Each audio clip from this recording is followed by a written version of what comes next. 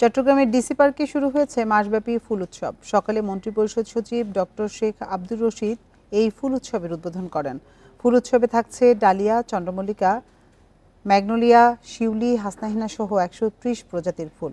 এছাড়া উৎসবের বিশেষ আকর্ষণ হিসেবে বই উৎসব, ঘুড়ি উৎসব, VR game, laser light show সহ নানা আয়োজনও রয়েছে। মাসব্যাপী এই উৎসব ঘিরে প্রতিদিন সকাল 9টা থেকে রাত 9টা পর্যন্ত পার্ক খোলা থাকবে। বিকেল 4টা থেকে রাত 8টা পর্যন্ত প্রতিদিন সাংস্কৃতিক অনুষ্ঠান অনুষ্ঠিত হবে। মেলা চলবে আগামী 4 ফেব্রুয়ারি পর্যন্ত।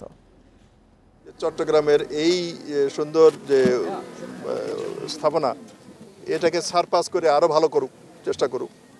আমরা এই শুদ্ধ প্রতিযোগিতা, শুভ প্রতিযোগিতা আমরা অবশ্যই উৎসাহিত করব। অন্য জায়গায় এই ব্যাপ্তির একটা জায়গা খুঁজে পাওয়া কিন্তু কঠিন।